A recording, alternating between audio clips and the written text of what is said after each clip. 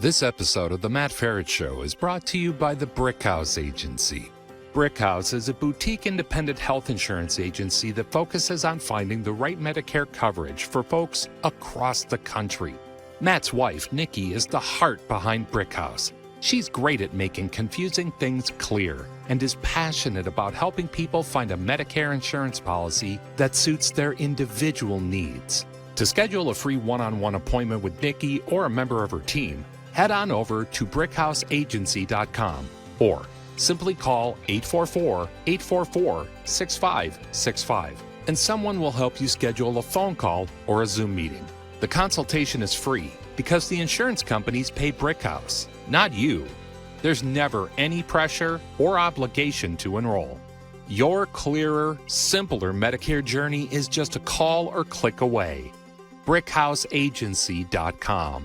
Not affiliated with or endorsed by the government or federal Medicare program. Contacting Brickhouse Agency, LLC will direct you to a licensed insurance agent.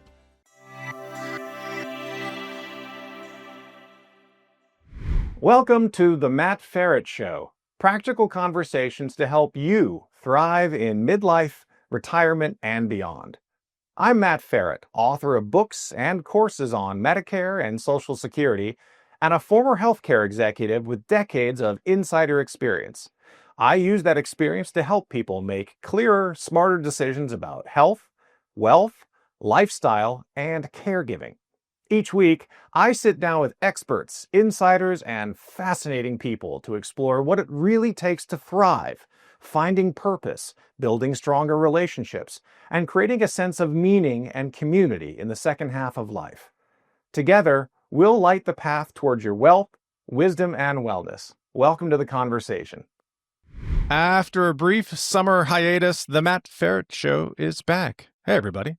My guest today is Bob O'Connor. Bob and I go back to our days at Aetna Medicare, where one of his jobs was running one of their biggest Medicare markets. He's got a really unique perspective on how Medicare plans get built and how they get delivered, and I thought he'd be a great guest to bring on as we head into the Medicare busy season. Bob, it's good to see you. Welcome to the show. Good to see you, Matt. It's been a while. It has. Always enjoyed working and interacting with you. Always a good time. Same. Well, to start us off, let's start. Tell everybody what you do, how long you've been doing it, and how you help people. Yeah, sure. So I've been in the industry for about 20 years with a couple different companies, including a local Blue Cross plan and a national player, one that we worked with together, Aetna. And I've had a chance to work almost all aspects of Medicare and specifically Medicare Advantage and kind of seeing behind the curtain and oftentimes being the guy behind the curtain, putting together the programs. And I also worked in some other industries where I've developed and merchandised and helped people provide products to older Americans. And so I've got some different thoughts and different perspectives on that, on what's important and what's not. And what I've been doing lately is I've been helping out companies within the industry connect with insurance companies. There's a lot of great ideas in the health tech and med tech space and so many different choices to sort through. And so I help people on both sides figure out what's right and how they can better help the members. From where you sit, what's the one thing about Medicare plans that consumers don't see but absolutely shapes their experience? So I think there's a couple things. One of them is that there are so many, when you look at a plan on face value and you think about a product, and we purchase a lot of products as consumers, whether it be cars or auto insurance or a house or whatever, but the complexity behind Medicare in particular can be really confusing for people and a little daunting. And so I do sometimes see people, I wouldn't say make mistakes, because the good news is you can redo it and try again the next year. But they certainly do some things that are suboptimal and don't work out for them. And so I think the biggest thing is like the lack of understanding of the complexity. And I think also the other piece that people don't understand is all the forces that are going into the products that they see and the pricing that they see, whether it be funding from the government, what's going on with providers, and what's going on with the greater healthcare ecosystem in our country. So talk about that a little bit, because I don't think really most people get that piece. So you've got a unique experience. I talk a lot about, the three ways to consume Medicare, right? One I call Bear with Medicare, which is Medicare at Parts A, Part B, original Medicare, then add a Part D. And then the second version is that, but add a Medigap or Medicare supplement plan on it. And then the third way is an MAPD or Medicare Advantage plan with a prescription drug card. They're not the same things. And I think people really confuse. And the number one question they always have is, which one should I do? Version 2, Medigap plus a Part D, or version 3, Medicare Advantage? They're very different things and they operate very differently. You mentioned one has a lot of federal government intervention and pricing and negotiations and contracts and reimbursements. And then the other one is really state-based and doesn't get reimbursed from the federal government at all. What's the interplay, from where you sit between those two and where things have been and where they're going?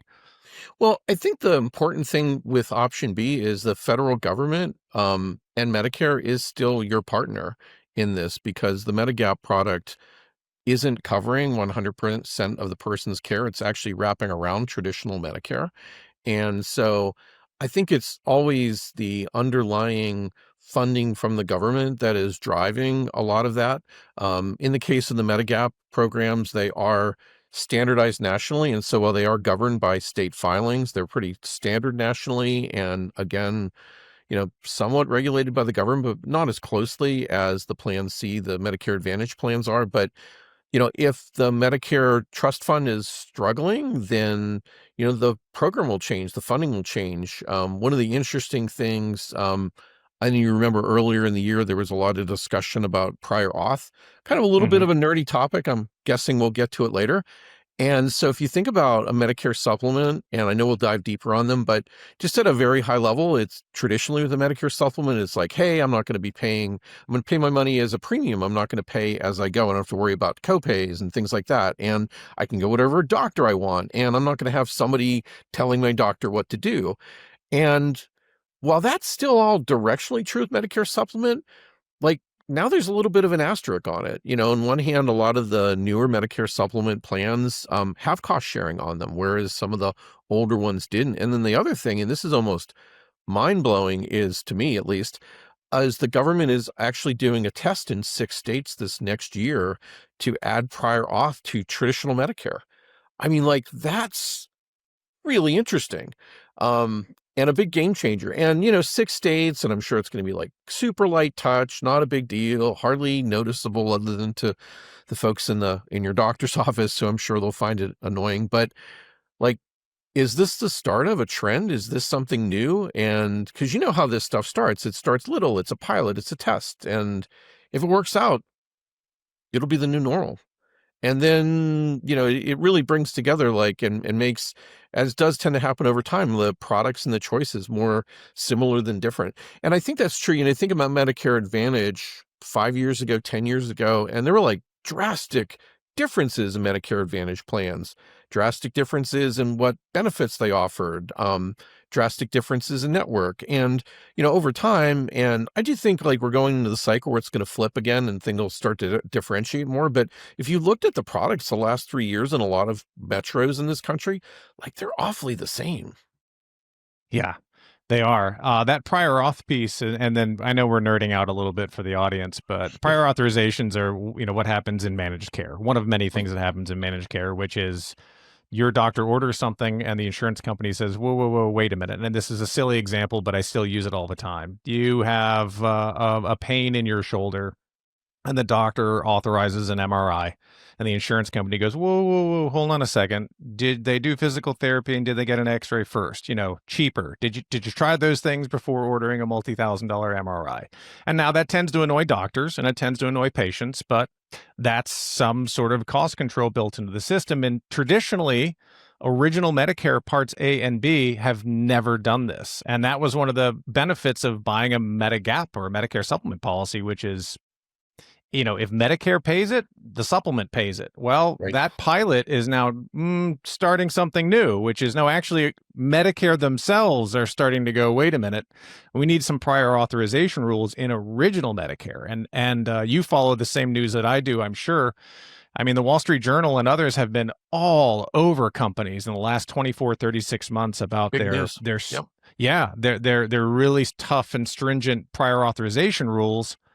and hammering them, frankly. And now the federal government's doing it themselves. So it's really interesting how this is going to play out to keep those healthcare costs down, and what the feds do and what companies are allowed to do, and I guess in between we'll all from the consumer standpoint we'll all see how it impacts us. So Right, right. But how crazy is that? I mean, at the same time that the government is calling out the insurance companies for prior auth, they're rolling it out. yep, So does that mean it's good, it's bad? And I guess it matters on your perspective. And it's so funny, the example that you gave, Matt, because one of the things that just sticks in my head, and this is probably, gosh, like 10, 12 years ago, and I won't forget it. I was at a member meeting, and it was like in State College, Pennsylvania. And guy comes up to me after the meeting and he goes, you blankety blanks, like you're the worst ever, da da da da da da. I'm like, oh, sir, gosh, what's going on? Oh, you blanks wouldn't authorize my MRI. And my doctor said I needed it. And you people said, no, you should go get physical therapy before you get your MRI. And I'm like, oh, okay. And I'm thinking like, oh, where's this going? Right. right. And he goes, well, I went to physical therapy, and like, it was such an inconvenience. Like, I went for weeks. And I'm like, well, and then, like, is your shoulder okay? Like, did you get that MRI? Did you get that operation? He goes, no, my shoulder's fine. And so Yeah, like, oh, validation, yeah. like the system actually can work. The system could work. It's inconvenience versus cost, right? I mean, if they don't have to pay for it, I guess I want it now Well, too. but physical therapy, I mean, that's the funny thing, Matt. I mean, so physical therapy, I don't know if you've seen what that costs in terms of your copays. My wife used to go a lot, and it's so expensive when you go 3 or 4 times a week. It probably would have been cheaper to cover that MRI. So it wasn't about money. It was more about like you get on that path where you get the MRI and the doc goes, well, you've got a problem and we can try drugs, or we can try physical therapy, or we can, schedule a surgery. We can get you in next week. And oftentimes people want like the fast results. And so they go Yep. with like, well, surgery is definitive, like it'll take care of me. And like, we've all had friends where, you get cut and it ends badly. Yeah. Side note, I've never met a friend that had back surgery that went well. Have you? Right. There's always some problem. There's always some problem. All right. So every fall, right? This is going to be released in early October. Every fall, people are just bombarded with ads and mailers. And look, in my corporate career, I've been the one sending them out. Maybe you have too. Right. But from your perspective, what actually matters when comparing plans, and what's just noise? So I think people need to look at the whole package of what's being offered. And so a lot of it is, they fall into some very basic categories because there is a tendency to shop on the benefits, right? This plan has $2,000 of dental. My current plan has 1,000. Like, that must be twice as good. If 1,000 is good, 2,000 is twice as good. But you really have to look at the details around like what is actually covered. What is, is it just the cleanings that are covered, or is it going to cover your root canal? Another good example is what's the network? If your doctor is in the network, doesn't really matter what the copay is. If the hospital that's in the network isn't the hospital that you or your family would want to go to, like, does it really matter what the copay is when you go there if you don't want to be there, if you don't trust the healthcare that you're getting? And so I really think that the biggest thing is looking beneath the surface. And then, a lot of that is also around people oftentimes disregard drug coverage as something that's not that important, especially if they're not that on that many medications. But with all the new therapies coming out, all the new medications coming out, some of those things are on the formulary of your current plan. Some of them might not be. Is your pharmacy in the network? And so really it's about understanding your needs. And if you think that you need help with that, then you should probably ask for help. Makes sense. So you talked about, products and cost benefit analysis, comparing and digging into the details. So what's the most common mistake you've seen people make when choosing a Medicare plan, and what usually causes it? So I think it falls into a couple categories. One of them is not understanding what's actually going on with their pharmacy program, particularly a formulary drug, because you can take the same medication with 3 different insurance companies, and you might have one company that covers it at no cost, another one that might have it at tier 3 for $47, and then a third one where it's not covered at all. And so, that could be a really big deal, particularly if you think about how people are using more and more medications these days. I think the second category is that people don't think about what's the most likely medical utilization that they're going to have. When people ask me for help and a little bit of advice, I talk to them a lot. Well, in the last 3-4 years, like, what was the worst year that you had in terms of what happened with your health? And people will say, well, I had an operation 3 years ago. And well, were you in the hospital? Well, no, they did it outpatient. Oh, okay. And how many medications are you on? Well, I'm on these 3, and well, they're all $0 with like all 3 companies that I'm considering. Well, how many times do you go to the doctor? Well, I go to one specialist. I go to the PCP 3 times a year. And so, like, you think about that, and it sounds like somebody has, maybe some health issues with all of those things that happen. But in reality, like, the actual out-of-pocket costs on most Medicare Advantage options that they would look at is minimal. And so a lot of times people say, well, I need the most expensive program. I need the program that has the biggest network. I need the program that has, the best coverage. And they're paying premium for things that they aren't going to use.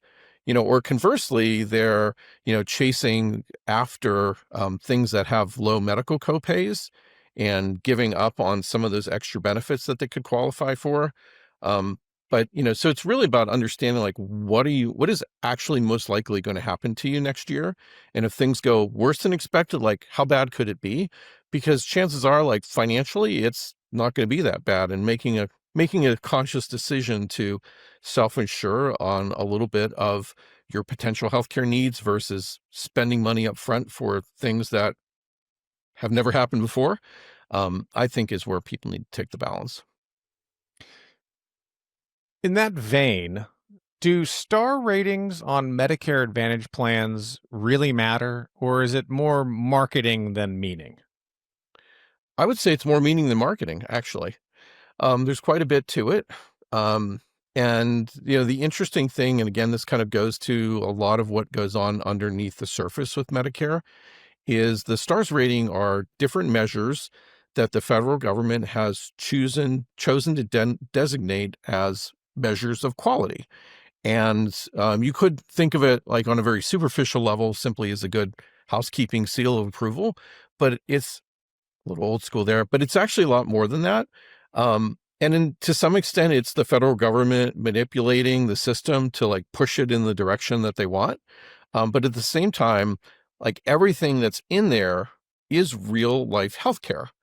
It's things that matter to you, and things that you're hopefully are thinking about. And if you're not, you ought to be. And so they really fall into some broader categories. One of those categories might be around screening measures. And so what percentage of people got their colonoscopy, percent of people got their mammogram, got their flu shot, whatever. And so think about how you can move the system by saying, well, we're going to measure insurance companies for flu shots, or we're not going to measure insurance companies for flu shots, because that's going to change, like, things that you then see from your insurance company. It's going to change things that you see from your pharmacy. Right now you might see pharmacies and companies like offering gift cards if you come and get your flu shot. Well, if the flu shot isn't part of stars, you're not going to see those gift cards anymore. There's some operational measures, things like how claims are handled, how quickly appeals are handled, how quickly the company answers the phone, whether you can get a foreign language line in an expedient fashion.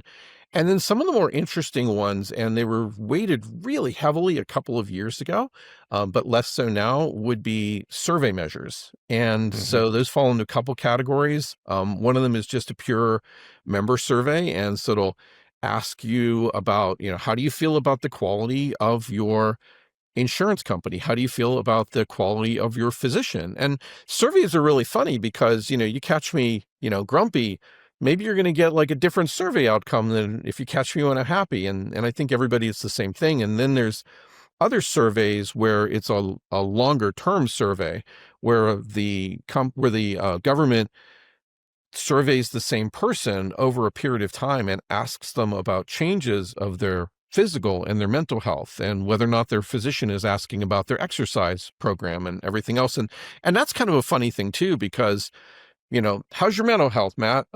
Is it better than it was 2 years ago? I don't know about mine. Like, I don't know that it's getting better, right? So it's just it's a funny thing to hold an insurance company responsible for, but it's also a good thing because, why does Medicare Advantage exist? It exists to make healthcare better for the Medicare beneficiaries in this country. If it's just collecting premium and offering services, like, what's the real value? And so you might say, well, that's all good, and I care about my health, and I'm glad that the government is holding the companies responsible for that. What does that mean to me financially? And that's a big answer, actually, Matt, because the government then takes these scores and applies it to the funding that the companies receive. And I don't want to nerd out too much, but as you see companies move from 3 to 3.5, 4 to 4.5 stars, there's actually changes in some of the dynamics, some of the financing of the bidding that they do with the government. And so a higher star plan can have more value to put into their program and to grow their program. And conversely, a plan that has poor stars rating receives less money. The biggest threshold difference, and this is an important point, Matt, this is something else that people want to look at, especially on renewal, is that a health plan receives a 5% revenue bonus as they move from 3.5 to 4 stars. And there are some markets in this country where most of the plans are 4 or higher stars, where if you have 3.5 stars, you're not going to have a valuable enough product that people would want to buy it. And so, if a plan maybe slips to 3.5 stars for like 1 year, maybe they can ride that out. But if you see your plan being below 4 stars consistently, and there's other plans that are higher, you really ought to take a look at that, because it's only a matter of time before they have to scale back your benefits or scale back in some other way. And then the other thing that's interesting, and this goes back to the comment about it being a seal of approval, is if the stars, and there's not a lot of plans that fall into these two categories, but if the plan receives a very low score, then a 2.5 or lower score, they'll actually get a little warning symbol put on their plan on the CMS Plan Finder, kind of like a warning label on your plan. That's kind of a funny and scary thing. Yeah, And I call that the flat tire indicator. It shows up on your dash. It looks a lot like that, the little red triangle, right? Yeah. So it's and then on the other end of the spectrum, if you're a 5-star plan, you can actually enroll people year round. And so it not only do you get the bragging rights in your marketing to say, hey, 5-star plan, only 5-star plan in whatever, Southern California or whatever, but you also get to enroll people year round. And that's kind of a very special thing if you're in the marketing business. It is. I'm going to ask a couple of questions and you're going to think I'm pushing back, but I'm just looking at it from the consumer standpoint. So again, you and I have both been in various rooms where we've had to deal with the stars and ratings and everything else. And we know a couple of things. Well, I know a couple of things to be true. Correct me if I'm wrong. The data is 2 years old. So what you're seeing largely, if you get a star rating of 4 this fall, and that's what the plan is, that data is 2 years old. You don't know how it's going then. First point. So it's not even real data that you can make an actual decision on for the plan ahead, which will be the end of the 3rd year by the time you're done with it. This data is 2 years old. Things could have changed. The second piece from the consumer standpoint is also that the federal government changes the goalposts literally every year. And so you don't get this, 10 questions. Did they do well? Did they do not do well? And then you get a rating. They change how they weight these ratings every single year. So by the time a health plan figures out how to get more people to get their flu shot, whoops, that rating changed. Now we're worried about something else. So from a consumer standpoint, I understand that the plan gets more money if they have a higher star rating, and some of that has to go back in the form of either lower premiums or better benefits. But is it really something that a consumer can look at and trust and go, 3.5 is not as good as 4.5? Well, I can debate you on those, Matt. Though Yeah, go for it. I will say to a point that I made before, it's not necessarily the most important thing, Okay. because if the plan is 5 stars but doesn't cover your physician, doesn't cover your hospital, that 5 stars is going to taste really bad. And the other thing is, if the benefits don't meet your needs, if the program itself doesn't meet your needs, same thing. 5 stars only matters if the other components fall into place too.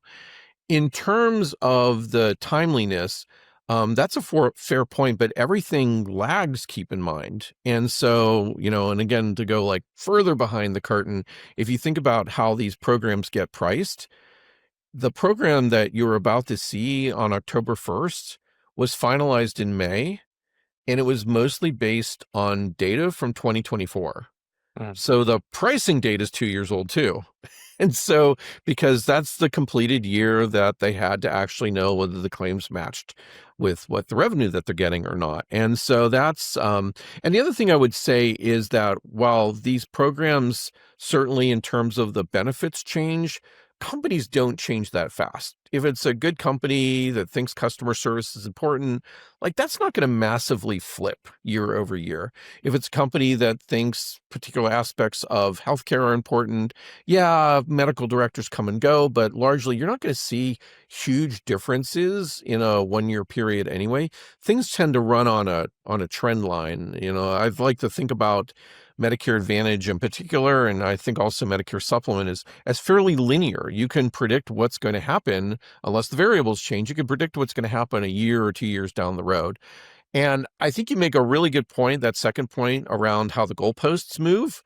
And that depends on the particular measure, because I would say that the government's moving those goalposts two ways. It's actually if you're playing 3D football in a way, because you're not just moving the goalposts, for example, with the percentage of people that get their their colonoscopy or their mammogram, and each year that gets harder, but that's all relative. That's all done on a relative basis. And so if the entire industry is getting better at getting people to come in and twice a year to get their checkup, then everybody's being held accountable to like the same extent. And so while it certainly gives hives to all the people at the insurance companies going, I was expecting that I needed 70% of my people to get a mammogram, and darn it, it's 78%. I thought I was going to get 4 stars. I'm actually going to get 1 star in that measure. Yeah, that's like super painful if you're somebody working at the insurance company, but you should feel comfortable as a consumer to know, well, the whole industry got better. Why shouldn't my company be held accountable? Where it does get tricky is when you have cases where the government will flip new components in and out of the program. And so one Yeah. year they're holding the companies responsible for certain opinions about an aspect of the healthcare, and it has a very heavy weighting. And then a year later, the weighting is half as much. One year, something is in stars, the stars rating, and the next year it's out of stars. And that's actually, interestingly enough, been something that has been the subject of a number of court cases. And sometimes the government wins, and sometimes the insurance companies have won, because they'll argue that. They'll say, well, you changed the rules and you changed them too fast, and the data didn't match, and my data says this happened, your data said that happened. I mean, this has been dragged out in court, and it's interesting how the outcomes have gone both ways. It is. How can you explain, and I'm not going to get the numbers right, so I'll make them up, but the variance or the difference is still, I guess, apt for an example. How do you explain then in 2023, we had, I'm making this up, but I think it's close. Maybe you'll remember it, Bob. 35 5-star rated plans. And then in 2024 or 2025, there were 6. Again, I don't remember the exact numbers, but how does that just happen? Did 25 or 30 plans do a worse job from year to year to lose that 5-star, or did the goalposts change from Medicare or some combination thereof? Like, I don't understand that as a if I'm a consumer, or even just you and me talking. I don't understand how you can go from that many 5-stars to that few in a 1-year time frame without. I mean, the companies couldn't have all just trashed themselves in 1 year to go from 5 and lose it, right? I mean, what's going on there when you go from so many companies at a 5-star down to so few? Yeah, great question. And that is primarily a function of what was going on with the pandemic.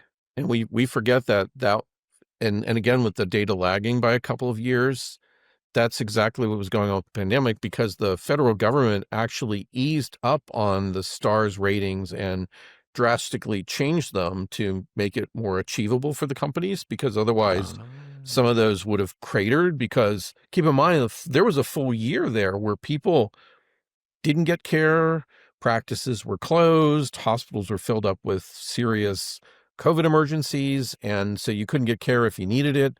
And so you could, right? It's federal government, they can do what they want, but you realistically can't hold organizations responsible for care that just physically isn't able to be given. And so they eased up on some of those different measures. It caused, as you noted, significant increases in the 5-star. And then they went back to normal and things snapped back to normal. And, and to your point, and again, this is argued by companies every year now, it seems. It feels like a lot of companies are getting their stars ratings finalized in the courtroom now, which is uncommon. That didn't happen 5 years ago. And No. a lot of it is because those thresholds are so narrow. It might literally be, 80%, 79%, 76%. And so the slightest variance in data, the slightest disagreement in the data integrity can drive a significantly different number. And again, particularly thinking about that 3.5 versus 4-star rating with a 5% bonus difference, that 5% pays for a tremendous amount of healthcare. That 5% is significantly higher than the margin on these products for these insurance companies. And, just to put it in real dollars, if the average premium for a Medicare Advantage plan is $11,000, $12,000 a year, what's 5% of $12,000? Mm-hmm. It's a ton of money. And you Times the time number that, of agents, right? you A time number that of by, members. you time that by a million, 2 million members. I mean, it moves mountains. It does. All right, quick downshift. And thanks for all the stars talk. And you answered I hadn't thought about that. The COVID era. There were And a lot of impacts. So before we move off of COVID, it's also interesting if people have noticed how rich the plans got, and then how not so rich the plans have gotten, which I'm sure is something we want to talk about too. A lot of that was driven by COVID and the variance that was caused by the underlying medical cost. Because there was certainly that year there where people couldn't get care at all, but there was even a lag in utilization in some of those ensuing years after COVID ended. yeah, there was, and then there was a big spike, and we're Right. still There was a are we little still bit in of the a middle of that whiplash spike? effect, right? Yeah. A boomerang. So you talked about it. We've just talked about it. You've seen how Medicare has evolved over the years. You and I've been doing this combined a very long time. Forever. Yeah, forever. What's the biggest change you've noticed and how people choose plans today compared to when you started? Yeah, great question. I think and I've only been at this for 20 years, but, Only. 15, 16, 17 years ago, people were looking a lot about the brand, and they were looking a lot at the medical copays, and they were looking a lot at the network, because that was, to some extent, all that was being offered. All of the supplemental, if you go back even 10 or 12 years, there were not a lot of supplemental benefits on these plans. And so, I think the single biggest change is strictly the way that people have purchased them differently based on the supplemental benefits. And you'll even hear people say, you'll be talking about, you've been going to Dr. Smith for 15 years. Are you sure you can switch off of Dr. Smith? And they'll say, well, Dr. Smith isn't covering my root canal and he's not paying my copay. Is that fair? No, not really. It's not Dr. Smith's fault, but it's the reality of the economic pressure that people are feeling, and people are making more and more an economic decision. I think some of that is a good thing, because while purchasing a health insurance product is about your healthcare, it can also be about your finances. There's definitely a convergence between people's financial health, people's medical health, and how their overall financial picture changes as they age into Medicare and then as they move through retirement. And oftentimes, and I'm sure you've seen this with clients, and if you talk to brokers who've been in the business for a while, the decisions and the things that weigh heavily on somebody when they're 65 are a lot different than when they're 75 or 80. Mm-hmm. Yeah, they sure are. So when you were, and I said this in the intro, you used to run one of Aetna's biggest markets. And if memory serves from when we worked together, it was historically, I mean, this is a market that's been kind of a cornerstone or a keystone. Get it? Haha. Keystone, Right, Pennsylvania, for years. When you were running it, I mean, it was a really big market and a really big impact to not only your market and the members that lived there, but also to the company as a whole. When you look across the country, there are, like every company, right? If you're selling washers and dryers, you might sell one in one region and versus the other for whatever. No, but for whatever reason. But when you were running one of Aetna's biggest markets, what was the toughest part for you personally, balancing what the company wanted and needed with what the members actually wanted and needed? Matt, it wasn't that hard. No, Right.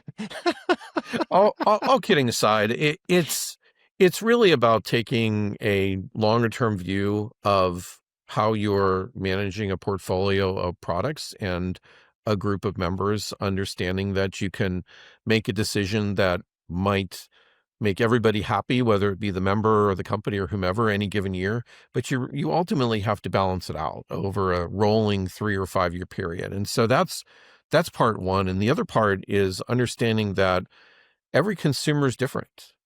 People are different. And so you can't necessarily give somebody a customized product, a product for Matt, a product for Bob.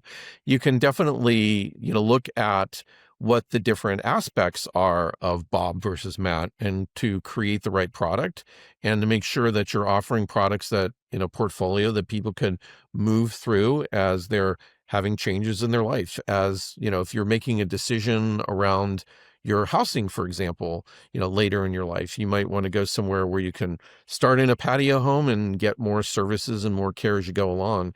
And I think it can be the same thing with the spectrum and the portfolio of products. And so I always like to have a $0 product that was valuable, but maybe a little bit stripped down on the medical side, because some people just need something that they can afford. And at the same time, other people are going to want to pay for bells and whistles. Other people are going to want to pay for a broader network. And so doing a good, better, best value progression in terms of what people want. So for zero premium, you can have good coverage with a decent network. For a little bit more money, you get a few more bells and whistles, maybe some dental coverage. And for more money, you get more coverage altogether. And you can do the same thing with network. Some people are willing to give up network. They're willing to go to a narrower group of providers that are higher performing and more efficient in return to get better benefits. And other people say, I don't really care what the benefits are. I want to go where I want to go. If I want to go and see somebody in Cleveland or a provider in Florida, I want to be able to do that. And I'm willing to pay for that privilege. And so it's about having the right product and taking a long-term view. And that's what I was just going to key on, Bob, is you said take the long-term view, because it seems to me there are companies that take a longer-term view and have leadership inside their organizations that are looking at 2, 3, 4, 5 years and trying to maintain some level of consistency for their members, not only Right. for their own jobs and the numbers they have to hit working for insurance companies, but for their members, because disruption, no one likes change, right? And so And the older we get, the less we like change. Yeah, that's true. So it seems to me there are companies that do what I just said, which is take a long view. It may not have the shiniest, brightest objects all the time. It may not have, zeros across the board. You can go to, a specialist in Hawaii for $0 and they'll pay for your airplane flight. I'm just kidding.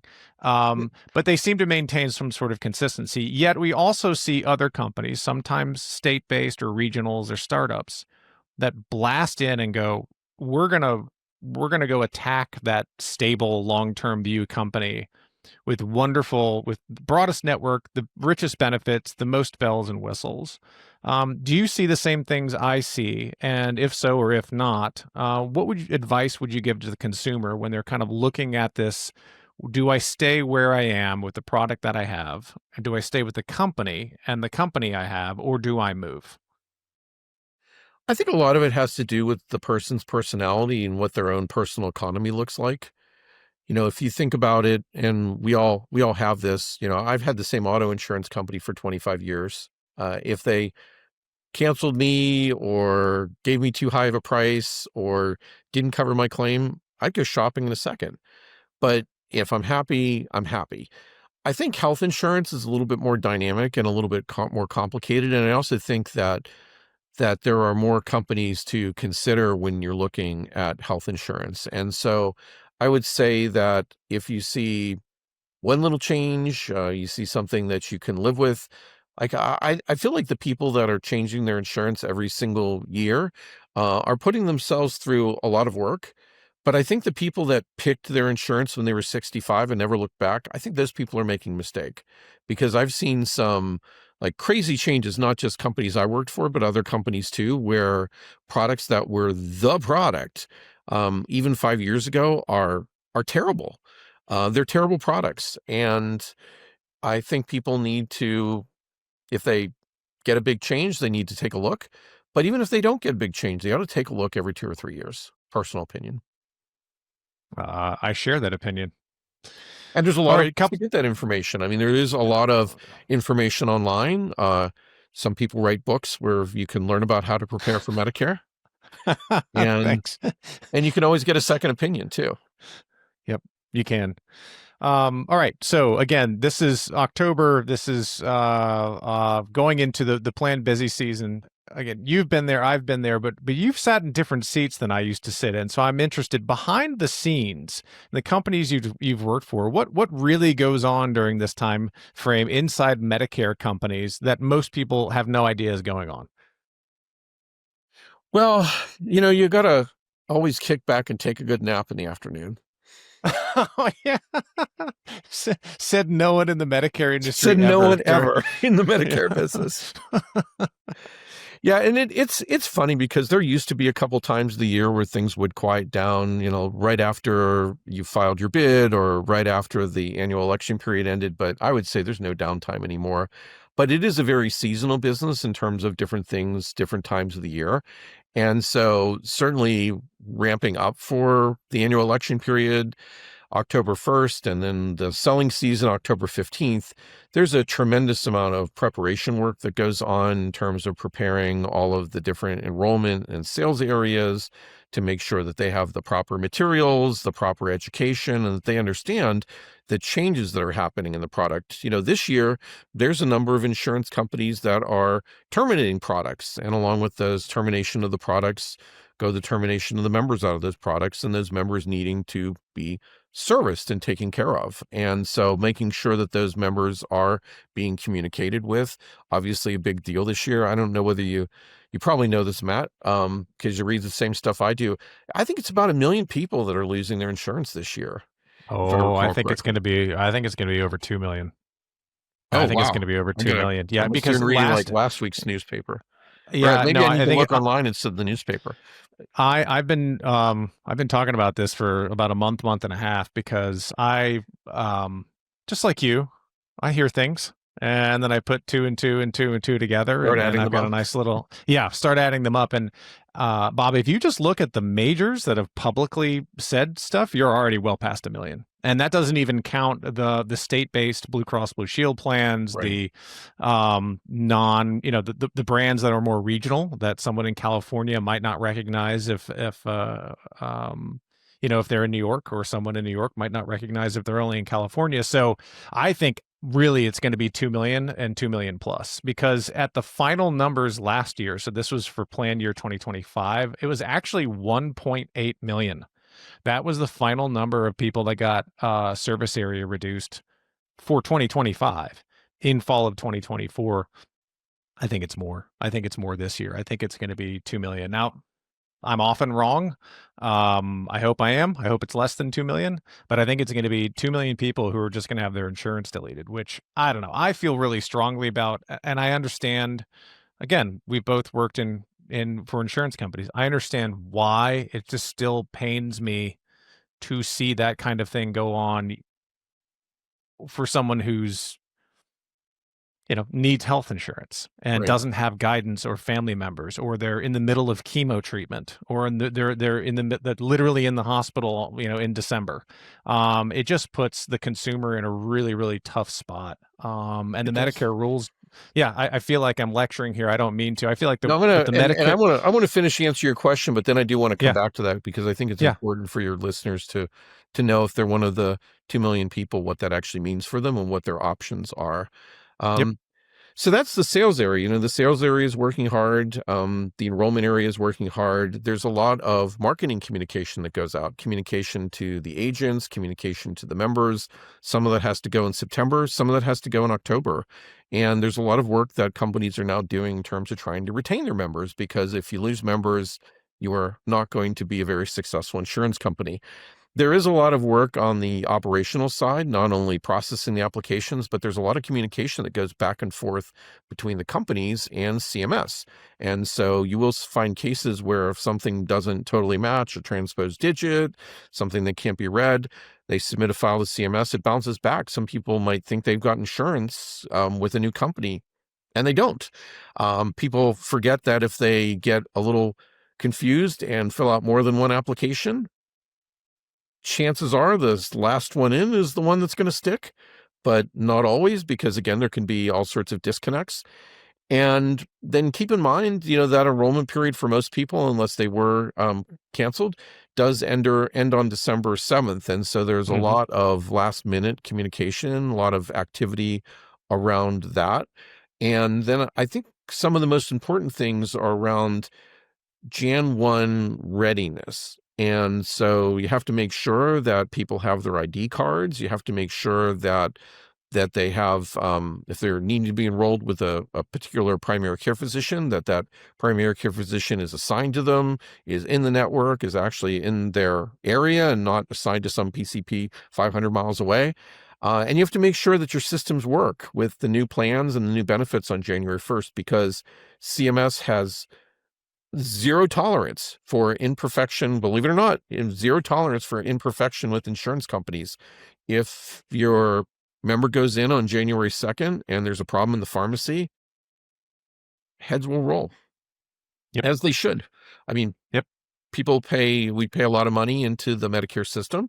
The insurance companies get paid to do a job, and they're held accountable. I think the good news is that the companies know that they've worked out a lot of kinks. And if you think back, you might remember, Matt, 15, 20 years ago, sometimes you'd turn the switch on January 1st and there'd be problems. oh yeah. And, knock on wood, most companies, January 1st, things are running like clockwork, like a good Yep. clock, No, not a cheap one. it's really changed over the years, for the better. For the And better. I think, Yeah, yeah, it really has. That's not to say there aren't hiccups. there are, but they're few and far between, and they impact less people. Something always falls through the cracks, but that's something like it's not nearly what it was 15 years ago. So definitely a I lot of agree with you. improvements there. And So I I think went part of off. it is the program, people a chance to iron things out for the program and their I went on a systems. rant about 3 minutes ago about service area reductions, and you said you were going to get back to it. I'd love to hear your opinions on this. Yeah, it's it's a different situation depending on your company and where you live. And so let's start out by saying that. Yeah. And so and that spectrum runs from companies that are exiting the business altogether, and we even saw some of that in 2025 where companies just decide, I'm out, not going Yep. to be in the business anymore.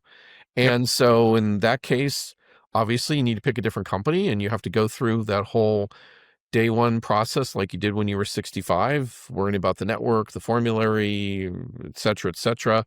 So that's category one. The other category would be cases where the insurance company is staying in the business, but not staying in your county. And that's a little bit different because you might get a little bit more service from them, but chances are the answer at the end of the day is going to be the same. Like, hey, you're back to day one, like you turned 65 again. But there's a lot of cases, particularly the bigger regionals and nationals, they're just pulling one of 7 other products out of the county. And so what you're going to see in that case is you're going to see your insurance company, your insurance broker, along with every other broker you've ever met, contacting you to get you over, either to a different insurance company or more than likely the same insurance company, but with a different product. And my perspective on that is it's interesting how that plays out, because in some cases, Matt, the product, had they renewed it, would have been terrible. And in fact, last year's product was terrible. The member just didn't notice how terrible it was. And so oftentimes when they lose their coverage, and they even they might be grumpy. I know I get grumpy if I got canceled, right? Sure. You insulted me, right? I mean, how dare you? But then you look at that same company's other products and they're materially better than last year's product in some cases. And so, some of what goes on when companies are doing, nobody likes to be canceled. It's offensive. It's difficult. It's uncomfortable. It's a real pain in the butt. But, in some cases, like you were driving a Yugo. And it's time to at least get a Honda or a decent Ford. And so the company, I wouldn't say that the company did you a favor necessarily, because people hate change, people hate disruption, but they might have done you a solid. And so, the other thing I would say at the high level on that is, and people have to remember this, is that does create, when you get your insurance canceled, a special election kind of period. And so what does that mean? Well, that means that if you had work canceled and you decide to wake up one day and get a Medicare supplement, you might not be able to get one, because chances are there isn't a guaranteed issue available. You would have to go through underwriting. But again, when you get your insurance canceled, when they pull out of your market, when your product gets discontinued, again, you can go back to day one and take another bite at the apple, maybe from a different angle. And that's kind of interesting, because obviously for some people when they're 65, they can't predict what's going to happen. It's hard to tell the future. We all think we're going to be healthy and outrunning at least half marathons. But the reality is things happen, life happens, right? And so, now you're 70 and that doctor of yours gave you some new drugs and some new diagnosis, and you're paying these co-pays and they're a pain in the butt. And what was I thinking when I signed up for this plan? Would I go to these other plans and they're just as bad for my disease conditions? Oh, this is terrible. And then your insurance company, so what could possibly be worse? Your insurance company cancels you, right? It's terrible. Right. Well, or maybe not so terrible, because now you can go back and get a different product. Yep, silver lining. Yep, yeah, there's a silver lining to all this. A lot of opportunity. And so I would say that, and I don't know, my own philosophy on that, Matt, as somebody running these programs, actually did change a little bit, because if you're looking at it strictly from a economic and healthcare best interest, you could say that if a product is not good, it should go away. But at the same time, over time, I moderated on that, because I realized how just painful the process is for people when they lose their insurance. And even if they're going to have a better product, a better company, a better opportunity to get into something that better meets their needs, like, it's still a painful process. And so I think that's the one thing that we have to be, whether it's 1 million or 2 million people, it's 2 million people that are going through a rather, at best, uncomfortable process, and at worst, a painful one. And so, but it means that I think it's a chance for the brokers and for the people that do marketing for insurance companies to really step up and do the right thing in terms of helping educate people around understanding what exactly happened, to some extent why it happened, but more importantly, what it means to them, and they need to make a decision. And as I'm sure you're going to say next, the worst of all that somebody can do when that happens to them is to do nothing. Doing nothing is a terrible answer, because if you do nothing, you go back to traditional Medicare, and which is probably not good if you're in the middle of some sort of significant treatment, mostly because of the Part B coinsurance you're going to pay. I mean, 20% on chemotherapy or an outpatient surgery is a fortune. Who can afford that? Yeah. But the other thing is you lose your Part D unless now you might be in a program where you get auto enrolled in it by the state government, but chances are you're just going to lose your Part D. And so that's really, really bad, because not only won't you have the drug coverage, but when you wake up in a few months and go, hey, I don't have any drug coverage, you're going to get penalized Yep. forever. Forever, you're going to get penalized. Like, what lasts forever? What lasts forever is the penalty. I think that's probably one of the biggest problems I've got with this entire infrastructure. Again, thinking from the consumer standpoint, which Right. is there are so many, I'll use the phrase gotchas. I'm not sure that that's accurate. There are so many rules that are so different that that can trip you up unless you've taken hours and hours to educate yourself. And who knows, maybe the person you're watching on YouTube doesn't know what they're talking about and they're wrong. No one's moderating that. Maybe the book you're reading is outdated and it's changed. And I say this as a joke, but it's serious. Like, Medicare's not chasing anyone down, reminding them that they have deadlines they're going to They're miss, not. and if they They're miss not. if they miss them, they're going to have a lifetime penalty. Like what you just babysitters. described is, yeah, you have 63 days, or you have 2 months, or you have what? No one is sending you a checklist. It just happens, and then by the time you wake up and go, oh, I don't have my Part D drug plan anymore. I need to go get it. Yeah, well.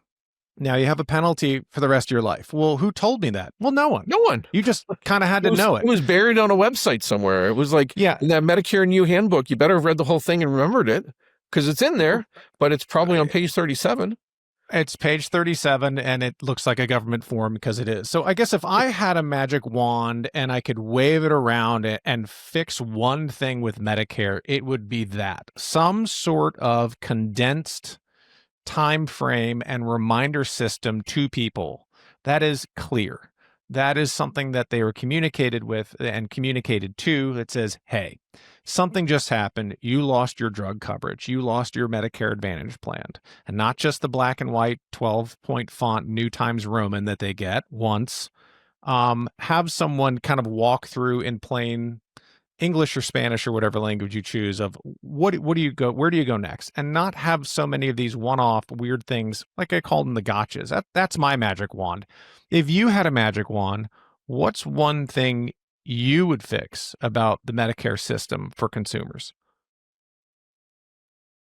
I think I would focus on making sure that there's better consistency in the offerings, because what you mentioned is probably the most important, but the second most important might be that there's a lot of products and a lot of companies where I'm not sure that they're adding a lot of value to the system.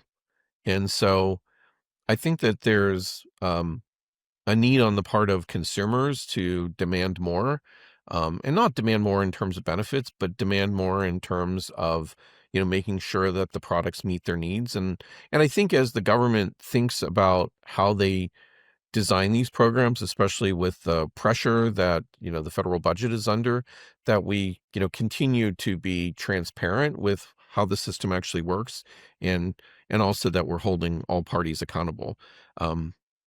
Physicians can't bill forever, insurance companies can't collect money and not offer service, and and all the other parts of the healthcare ecosystem all have to add value.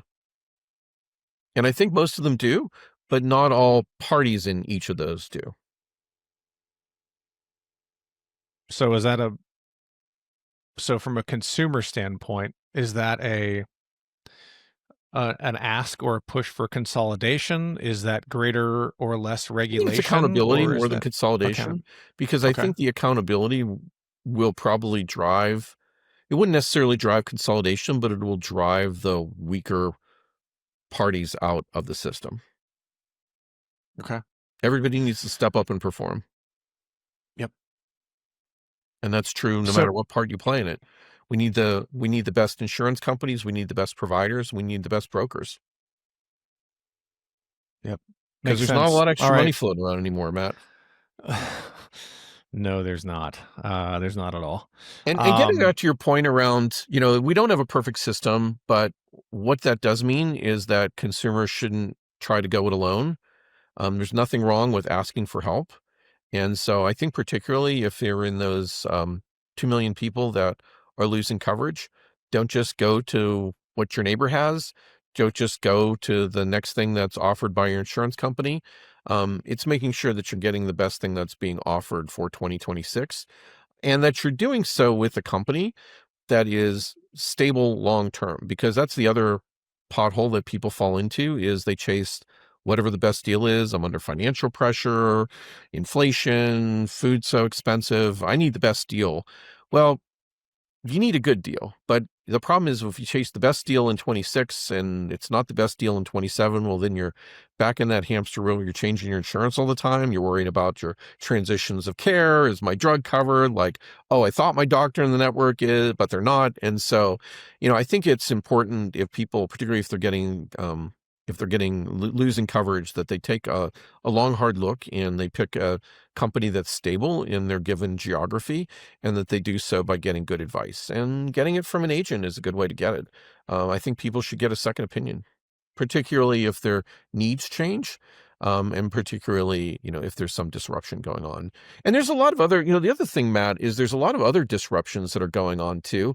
There's cases where health systems are leaving the networks of the insurance companies. And, some of these things make national news, such as the health system in Chicago isn't accepting Medicare Advantage anymore. But there's a lot of local things that are going on too. And there's one that comes to mind in Maryland, where, the insurance company and the health system are, sniping back and forth in the media. And, I think there's a lot of cases where health systems are saying there's a lot of different insurance companies my patients could choose, and maybe I don't need to have all 12 of them I don't need to be on all 12 networks. Maybe I can be in 10 networks. Maybe I can be in 5 networks. And so I think that's the other thing people need to track, especially because, and if, because sometimes these network changes happen mid-year, and sometimes that network change causes you to get a special election period to be able to change your insurance to match your doctor. And in some cases, it doesn't. That's actually somewhat arbitrary and not consistent. And so that's why you want to go with another reason why you want to go with an insurance company that isn't necessarily the most aggressive one, but the one that's most stable over time. This is going to sound like a shameless self-promotion, but it's not. So I've got the Prepare for Medicare Insider method. It's a 5-step piece, and it's a consumer-friendly way of assessing where you are, what you need, how you consume your healthcare, and how to make decisions and how to renew it every year. Step 4 is picking the right insurance company, and you just hit on that, because I think a lot of people don't think about that. I think a lot of people miss this, is what insurance company are you choosing? Are they stable? Do they take that 3, 5, 10-year view, or do they not? Do Right. they, when hospital systems are cutting down from, 12 contracts with 12 different insurance companies down to 5 or down to 4, is that company going to be in that number 4 or number 5, or are they going to be the 12th and the first man or woman out? That's a really important point you make that isn't. Agents don't talk about it, right? All the ads you see on TV, they don't talk about it. And it's not normal course of conversation in any type of Medicare seminar or sales presentation. But that's really important, I think, for people, so much so that I've got a training course on it. That step It's an 4 important point. Yeah, yep. How to read an insurance company like an insider. What makes a good Medicare insurance company? What gives you some red flags? All right, last question, Bob. This has been super fun. It's been great to catch up and talk a little shop, but also kind of get it out there and ready for what's probably going to be a pretty crazy annual election period. Or I think this will be one for the history books. I think it will. So I'm gonna go back to a personal question. So, and I'm gonna end on the personal question. When you talk to friends or family about Medicare, what's the number one piece of advice you give them? That's a tough one. I think it would be to take a careful look around and look at all the different aspects of your healthcare. And that actually has a lot of double clicks on it. It would be around checking the formulary, checking the provider network, checking what the copays are for the actual care that you will be getting. And the other thing I tell people is you should probably get a second opinion.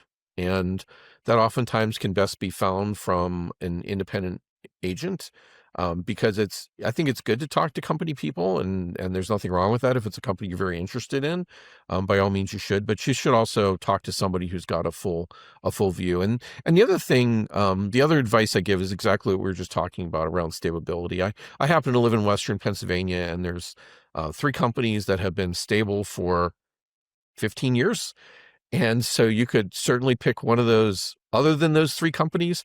But, when I talk to people locally, I say, well, the first thing you should do is look at these 3 companies. And if you're sure that they're not meeting your needs, if you're, your uncle's company, excited about this other company, then, look at it, but tread carefully. Because as we talked about before, sometimes those potholes are pretty deep. And not all insurance companies are created equal. No, they're not. No, they're not. Yeah, locally here in Pittsburgh last year, there was a bus that thought it was driving into a pothole, and actually it ate half the bus. And so it just kind of goes to prove that somehow those potholes are bigger than they look. Maybe the pothole's a sinkhole. So be careful. Be careful out there. Bob, this has been a lot of fun and really useful. And thank you very much for doing it. It's been great to see you, and had a great talk. Thanks so much. Let's talk again soon. I hope so. Thanks for joining me on the Matt Feret Show. If you enjoyed today's conversation, please share it with a friend and subscribe on Apple, Spotify, and YouTube. If you're on Apple or Spotify, a quick rating or review really helps more people discover the show. For more resources, visit themattferetshow.com and sign up for the Matt Feret newsletter. And if you or someone you care for needs Medicare guidance, book a no-obligation consultation at brickhouseagency.com. Helping people make smarter choices as they age is my passion. This show is here to light the path towards your wealth, wisdom, and wellness. Thanks for being a part of the conversation.